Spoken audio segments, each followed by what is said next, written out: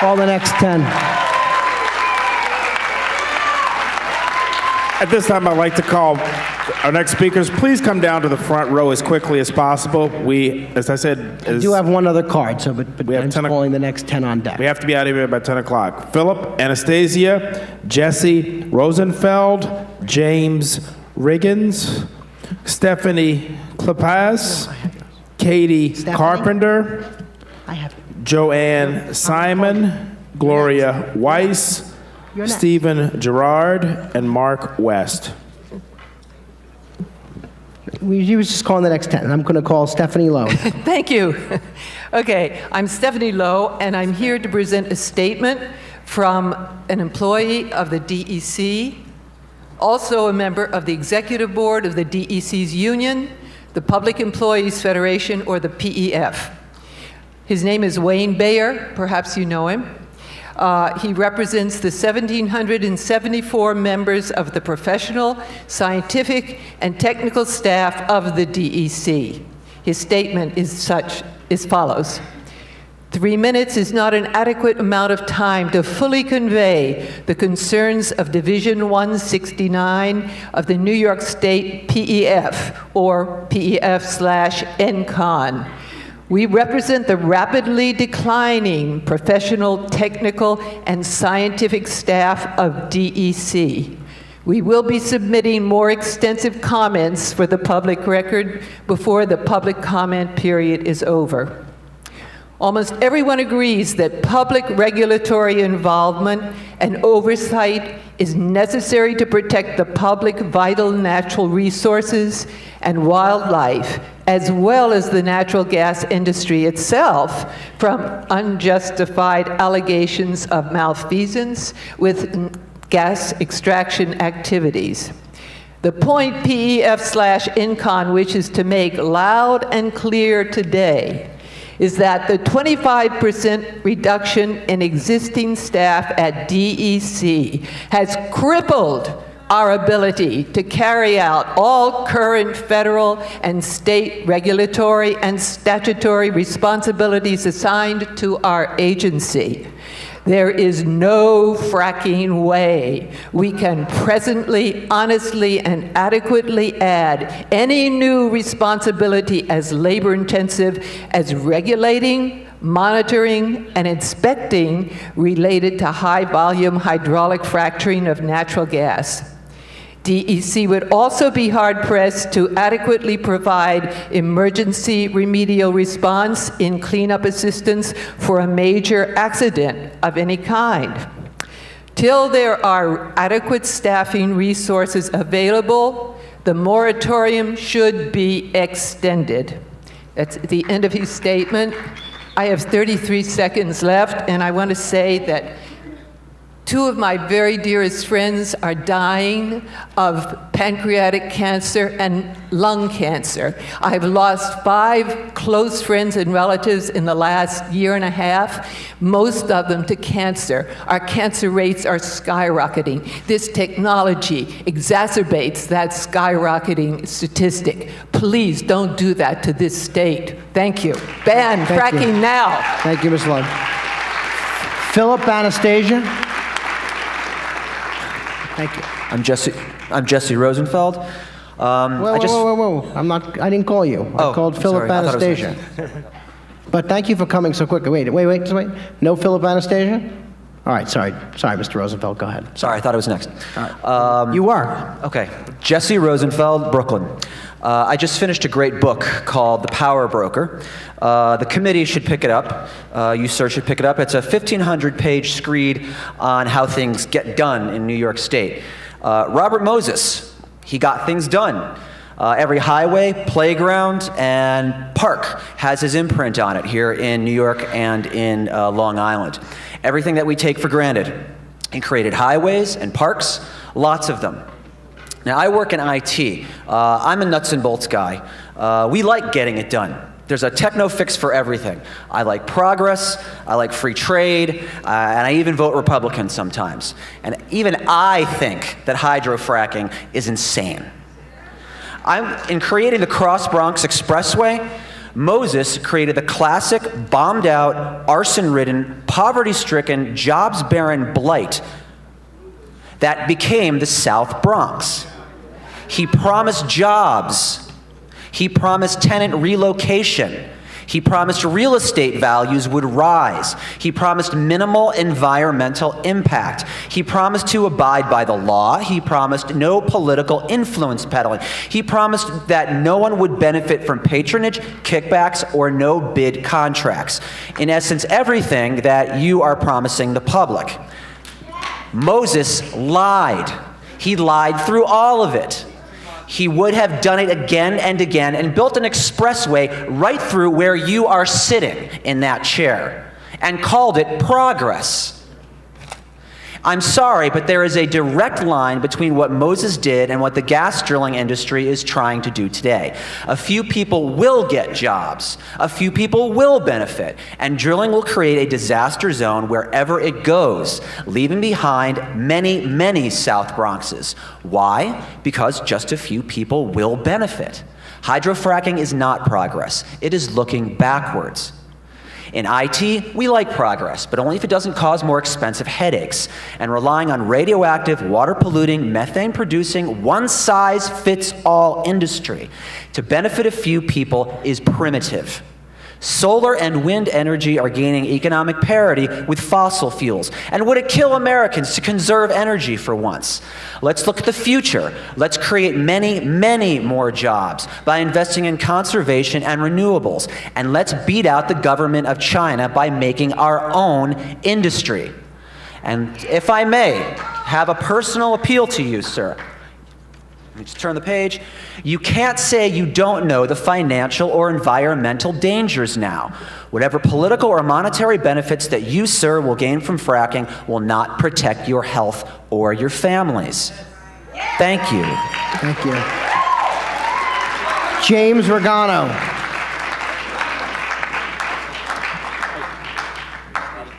Okay. Oh, okay. Currently, sir. Go there. Okay.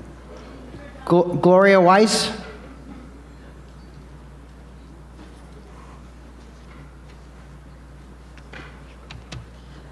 Hi, my name is Gloria Weiss. I really didn't expect to speak because I'm number 82, so I kind of didn't write my thing out, but I'm gonna give it from my heart, wing it. My children, my parents, my grandparents, and even my great-grandparents on one side, family, lived in New York. We are, like so many of the other people in this room, true New Yorkers. My older son goes to Binghamton University. We vacation. Our vacations through my kids' years have been in the Catskills, hiking, camping at North-South Lake, going to the beautiful, beautiful state parks in New York State. We used to go when they were young every weekend to Bear Mountain, Lake Tiarati. Our hearts are connected to this state. Where you are allowing and I'm going to look at you too. Now, I know Cuomo is your boss, and we are going to hold him accountable because you are following his direction. But you decide to sit in that seat. You could quit your job because you are going to have to tell your children also that our pristine and beautiful water supplies and vacation sites were polluted while you sat in that seat and allowed these regulations to go through when you know they can't be enforced. Your department, not by your fault, and your bosses have been cut to bare bones. You can't enforce regulations already. You are not going to be able to make sure that they will even follow these regulations. Basically, I'm going to tell you how water is so important. I'm a cancer survivor. I was pregnant, I was 36 years old, and I got breast cancer. Do you know Nassau County is one of the highest in breast cancers for women around the country? I wonder why. I grew up in Nassau County. Well, one of the reasons could be that our water gets polluted. Why? Well, there's many industries, but also When I grew up, people didn't know about the pesticides and herbicides that they put on their lawns to make them look green that actually went into our groundwater and polluted it. The cancer rates on Long Island are sky high. Water is key. I'm not going to tell you that it's not our garbage being burned and dioxin coming out. But basically, when we know this industry is dangerous for our children and our 7th-generation grandchildren down the line, why would we be doing this unless you and Cuomo are serving the 1%? Serve the 99. Thank you. Stephanie I'm having trouble with the last name, I'm sorry. I'm going to kind of cut to the chase. Okay. My name's Stephanie Claps, and Claps. I just thank you for the opportunity to speak. Sorry, I do that all the time. Okay. I was going to talk all about the SGEIS and that sort of thing. I'm going to kind of get to my point was that I think what everybody's saying is that there seems to be a lack of sanity here. And so I want to just define sane because I think that these days we've become a little vague on the meaning of the term. The Random House Dictionary defines sane as, quote, having or showing reason, sound judgment, or good sense. Now I ask you, is the kind of harm that has come to people in a growing number of communities, like most recently Pavilion, Wyoming, the result of reason? These are communities that have been fracked. The harm to their health, their land, their livelihood, their animals, their property values, did that come from exercising sound judgment? When you're told things like, for example, your water's safe, but when you shower, you should do so in a well-ventilated area, does that make good sense? And does it make good sense now to invite all of that hardship into our communities, or does that defy sanity? There are some things you cannot make safe no matter how stringently you regulate them. Take smoking, for example. We've regulated the heck out of that practice, and it can still kill you. Hydraulic fracturing is a dangerous, destructive practice. Please use good sense here. Let's become sane again and ban fracking once again and for all, once and for all in New York. Thank you very much. Thank you. Kathy Carpenter. I'm sorry, mine might be a bit redundant, but here we go. I'm here to speak to what I believe to be some of the shortcomings of the SGEIS.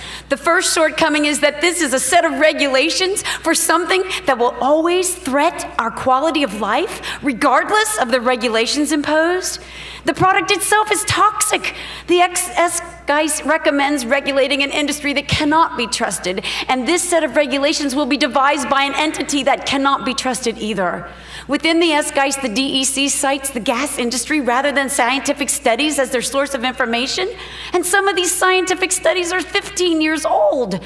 There is no evidence strong enough to convince me that I'm being protected by this SGEIS. To me, the SGEIS is a lot of words that spin into circles, and it leaves me with the uneasy feeling that it's all bought and paid for by the gas industry.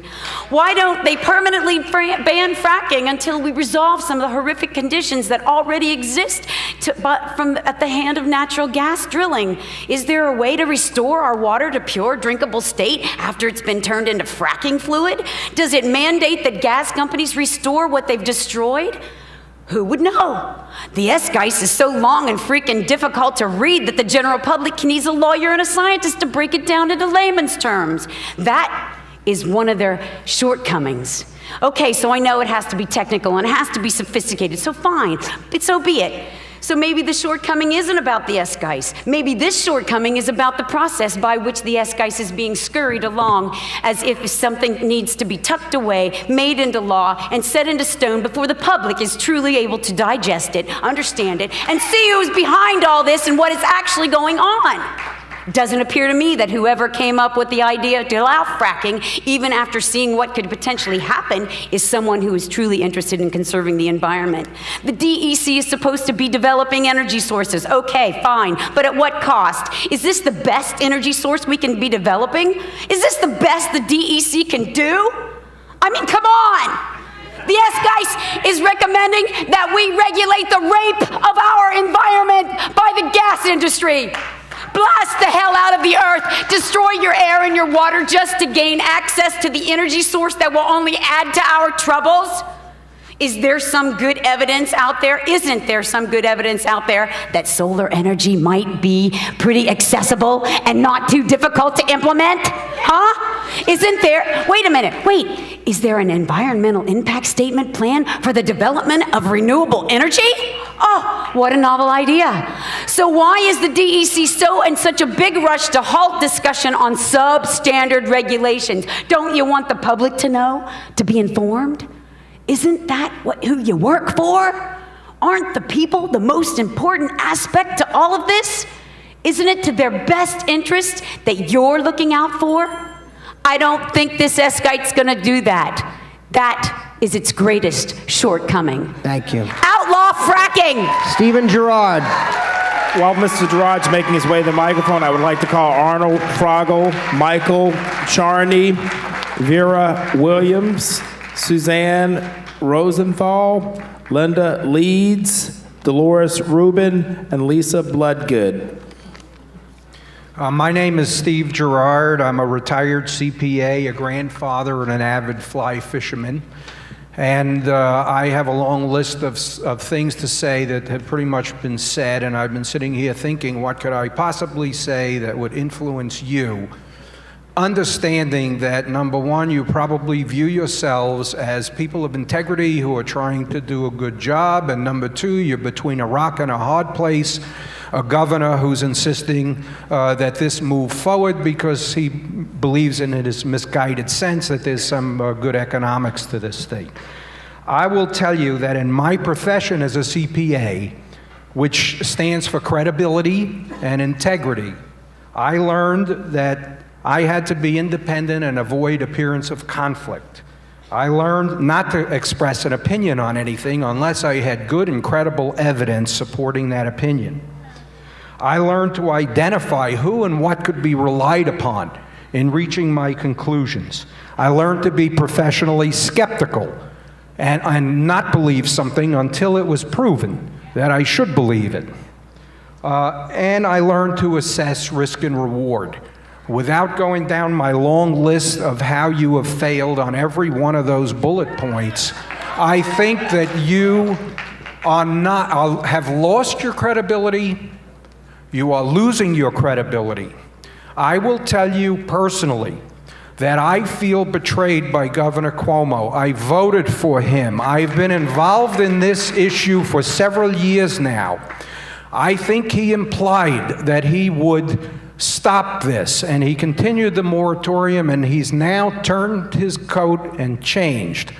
I feel betrayed by him, and I want him to understand that I am a mainstream capitalist, okay? And I am upset with what he's doing, and I won't tolerate it. And I won't vote for him. Now, I've been coming to these meetings for years, and I've heard some talk about a 28-mile plume of toxicity. Well, I've got to tell you, there's a plume that's growing. And if you come to these meetings, you see it. And that's the plume of political toxicity. And I tell you, I speak on behalf of myself, my children, my grandchildren, your grandchildren. I speak to you on behalf of your own son. Okay, there were times in my career that I was asked to do things that I personally felt went against my conscience. It cost me, and I said no. I sleep well at night. I think that you have to say no when someone asks you to do something that violates your conscience. I can't believe I did that in 3 minutes. Thank you very much for the opportunity. All right. Please make your way to the very front row if your name is called. Yeah, and just, we had two more cards just to confirm. Joanne Simon, Mark West, not here? Okay. Jean Grillo, Ronald Purdy, Patricia Ark, Edith Kantorowitz, Joanna Mitchell. Is that you? Dominique Edgerly, Bert Thielander, Yuri Shulevitz, Wayne Ennis, Sarah Bayer, Mark Diller, Arnold Hammerschlag, and Randy and John Duffy.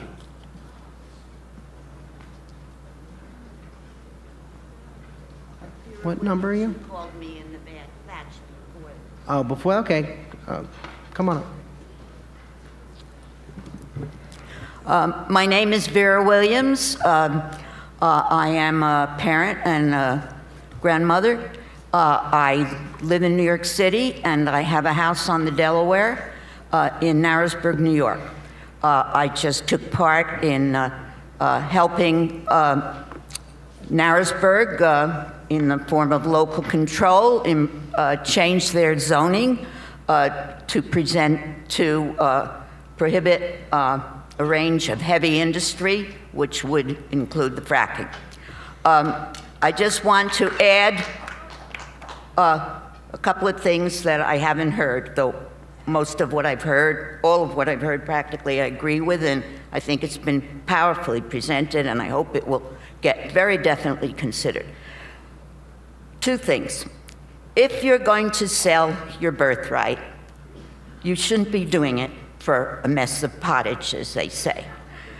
Every well should have with it a bond, a lot of money. An industry that is going to cause the kind of damage that this will cause should be paying for all the costs, not a tiny fraction of the costs. I don't think we should go in that direction, but it's certainly, if you are going to go in that direction, you should get enough money to cover the costs. The main thing New York State could do for the health of the people in the southern tier is sue Pennsylvania. This is very important. If you live along the Delaware, you see that you're just looking right across at Pennsylvania. And since they are putting in wells, covering the roads with trucks, well pads, piping, all the things we've spoken of as dangers, all of the results that we are worried about are coming right at the southern tier of New York, and there's no way to present that because the water is continuous, and so is the air, and so is the rock. That's my contribution. Thank you. Thank you.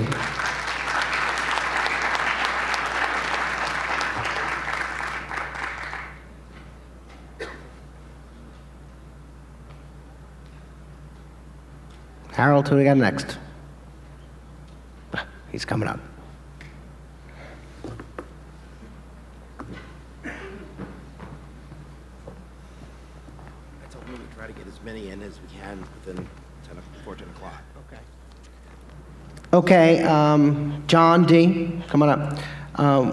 We have, if you can go as fast as you can, so we can try to get everybody in. But they're going to make us leave at 10, so. No problem. All right, thanks. I would just like to read some comments that were made by a fund manager on one of the cable business channels back in May. It was during an interview hosted by one of the station's talking heads. The gentleman said, and I quote, "How do you migrate and wean transportation off oil, and how do you then substitute power without going to coal? You've got to go to natural gas. Then the concern there is obvious, and that is water. And so we're looking for ways to participate in water treatment.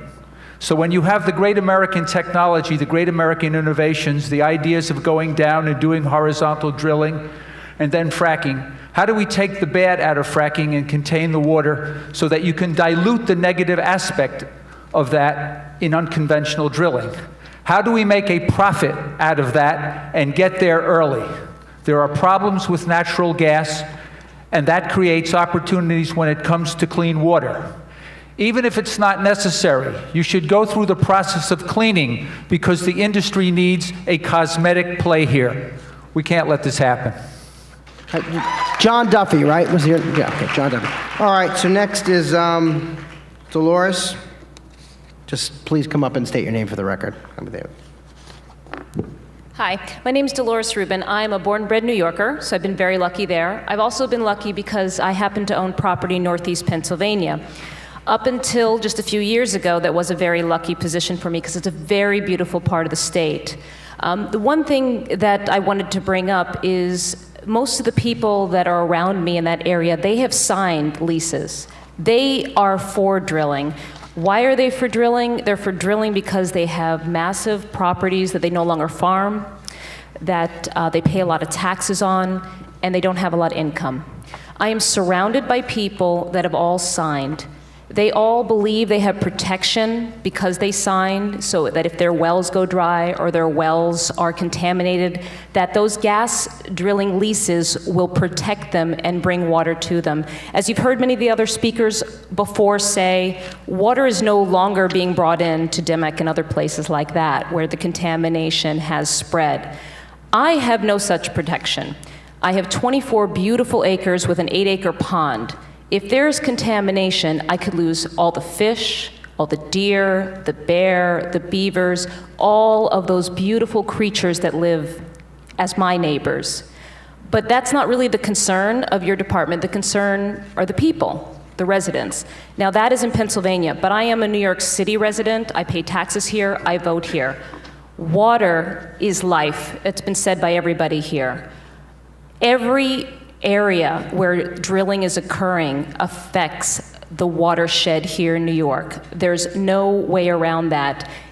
But the truth of the matter is the voices of us here in downstate are more important because they're louder, they're more active, and they're more informed. We need more New York City residents to be involved, to be active, and to help protect not just ourselves, but our upstate neighbors, our Pennsylvania neighbors, our New Jersey neighbors, our Delaware neighbors. We need to be involved, and we need to protect ourselves. You are my neighbor as well. You need to be protected as well. Please reconsider. And do listen to, as most of the people here have been speaking tonight, revise and ban. Thank you. Thank you. Joanna Mitchell. I'm just going in the card. I'm going in the card order. Say what? Go ahead. No. Oh, okay. Go ahead. My name is Joanna Mitchell. I am a musician, and I'm also, I've been working for environmental organizations for as long as I've had day jobs. I strongly believe in generational responsibility. Now, as a young person in today's world, I've cried myself to sleep tonight repeatedly with the knowledge that the previous generations have burned down my forests, poisoned my air, and filled my ocean full of plastic. I will not do that to the next generation. I will not do that to the children that I love in this world. I will not poison everything that they hold dear for their own survival. I don't care if I make billions of dollars by doing that. I will not touch that filthy money.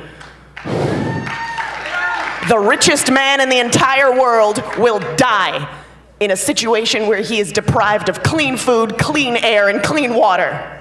You will die too if you are deprived of these things, and I don't want that for you. I don't want that for your children, and I don't want that for anyone. People say that green technology is not there yet. It can't provide the energy needed for a big metropolitan area. Guess what? When those facts were still facts, the children born in that time can drink and smoke now. Not true anymore. There is technology everywhere, and it's constantly evolving. Energy is everywhere, and we can harness it in ways that most people can't even comprehend. We are a species of incredible intelligence.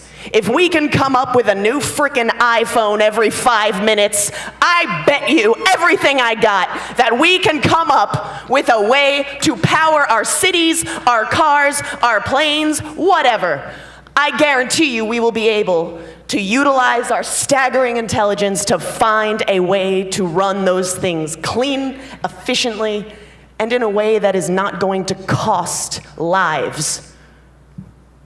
Thank you so much, and in the immortal words of Charlie Chaplin, I give you this. For those of you that think that you can make money at the expense of others, do not give yourselves to these machine men with machine hearts. You are not cattle, you are not machines, you are men. You have the love of humanity in your hearts, and I implore you to utilize it. Thank you. Winnie Ennis.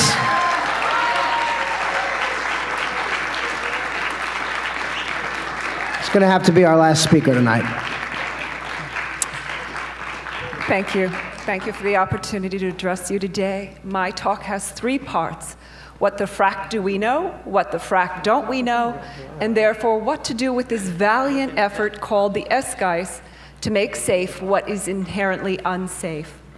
We know that New York has projected digging 60 to 70,000 wells, and that the projected use of water from that is 300 billion gallons. What we don't know, and what the SGEIS doesn't address, is what impact removing that much fresh water from the system will have. We also don't know how to safely dispose of toxic radioactive fracking wastewater.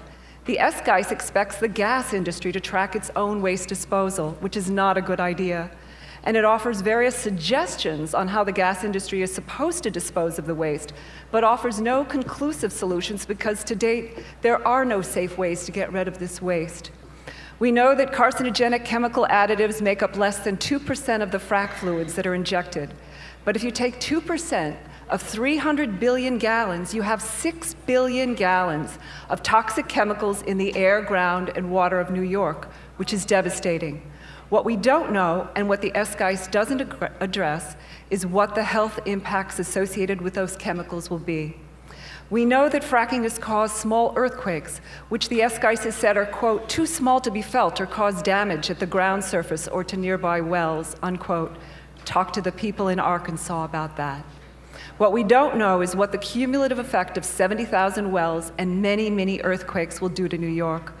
We know from a recent Cornell study that it's impossible to build a well that does not leak methane, that even brand new wells with lots of layers of casing leak about 5% methane. And shale gas is more polluting than conventional gas and more damaging than diesel or coal. The SGEIS encourages a leak detection and repair program, but doesn't require it. Like they encourage the disclosure of additives and amounts, but don't force disclosure or ban anything. We know that the DEC is understaffed and hence can't properly monitor or enforce what they've proposed. We know that the gas industry will take shortcuts and make mistakes, and that there will be costly and life-threatening accidents that will occur. They're still fracking with diesel even though it's been outlawed. The Pennsylvania Land and Trust Association reports over 1,400 violations by 43 Marcellus shale drilling companies over the past 2 years. What we don't know is how much this fracking will cost us. The SGEIS is woefully inadequate in terms of estimating economic impacts, overestimating the benefits of fracking by as much as 80%, and underestimating the cost, for example, the cost of permanently altering the landscape, of lost tourism, and the cost of farmers, dairies, wineries, fisheries, and of course, the homeowners of New York. So what do we do with the SGEIS? I could continue to make a list of its flaws. 150 feet is insanely close to a lake or pond, etc. But we're kidding ourselves here. Let's learn from the mistakes of our fellow statesmen, admit there are too many problems at this time to mitigate. Let's say no fracking way in New York.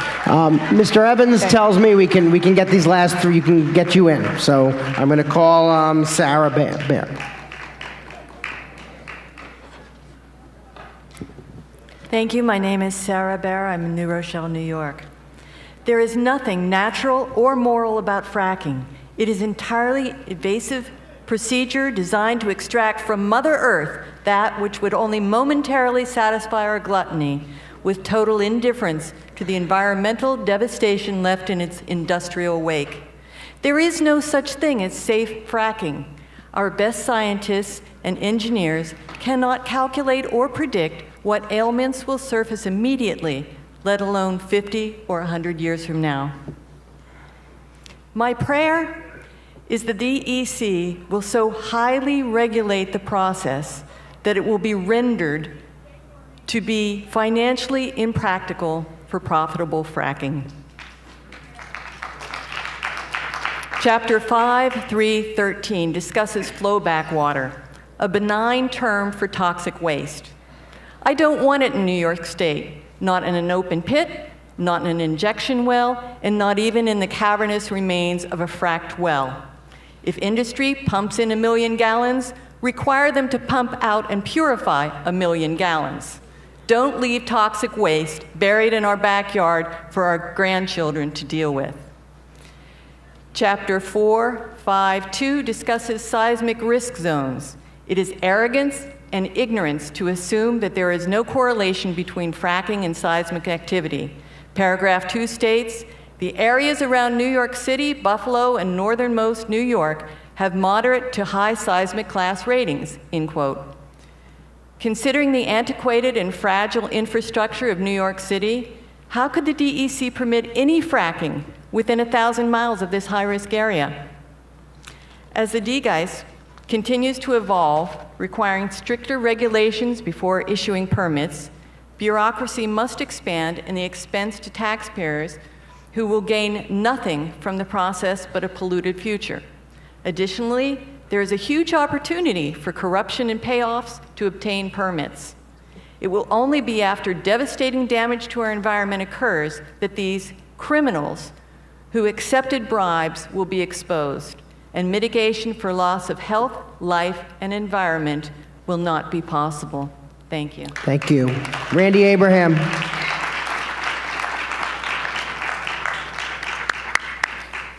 Hi, my name is Randy Abraham. I'm from Brooklyn, New York. Thank you for this opportunity to speak. For the sake of time, I'm going to try to be quick. Most of my comments have already been represented here by these wonderful people who truly love New York as much as I do. I'm just going to quickly ask you to consider a few things. Number one, the testimony given by Paul Rush, the Deputy Commissioner of the DEP, that was given to the City Council on September 22nd, and earlier here today, he expressed concerns about earthquakes and the seismic activity that can have a detrimental effect on the concrete liners of the water tunnels that supply our water. Okay, just knowing that, I don't even know why we're discussing this. I mean, just imagine what could happen. Okay, in addition, he also mentioned that the Roundout West Branch Tunnel has already shown signs of susceptibility to leaks and damage. So this is a real concern. I mean, just imagine what would happen, again, if something happened to those tunnels. I would also like to quickly ask you to consider the wonderful letter given by the ecologist and author and Heinz Award winner, Sandra Steingraber, that was sent to the DEC and Governor Cuomo earlier this month, where she discusses the carcinogenic activity related to the chemicals that will be injected into the ground. Once again, injecting toxic chemicals into the ground. How can this be regulated? With all due respect, I know you are trying hard to do the right thing, but pouring toxins into the ground, there's nothing safe about that. There's nothing good about it for anybody. Okay, so I would just like to leave you with those thoughts. I will be brief. Please think about the toxic chemicals in the ground. Think about the fact that these toxins have not been banned in New York. Think about the earthquakes, think about radon, and think about the radioactivity. And please, I ask you, and I ask Governor Cuomo, please, instead of going down in history as the administration that destroyed New York State, please go down in history as the administration that led New York State to a great place and could be emulated by other places in the world. Please, thank you. Okay, thank you. We have one last speaker, Edie. I'm sorry, I don't have your last name, so please state your name for the record. Okay, my name is Edie Kantorowitz. I work for the environment with several different organizations. It's late. I'm going to keep it brief. I'm here speaking right now just as an individual from Brooklyn. And almost everything has already been said very wonderfully by all the fantastic speakers we've had tonight. But I just want to mention one more thing, that in Brooklyn we have an expression when somebody is being a real mensch, when somebody is being a human being. And so I want to say to the DEC, and if you can bring the message back to Governor Cuomo. Governor Cuomo, please be a mensch. Don't not be a mensch. And if there is any part of why fracking is evil and crazy that you still don't get, then ask us and we'll tell you again, okay? And I have one more quick ask, but it's not of Governor Cuomo. I want to ask the one who created us and who created the waters of New York State and who created this planet to bring wisdom and compassion to Governor Cuomo and to all our government leaders to protect us from fracking. Thank you. Thank you very much. Thank you all for attending and for all of you who spoke for your comments. I declare this evening session of this legislative session and hearing closed. Thank you very much.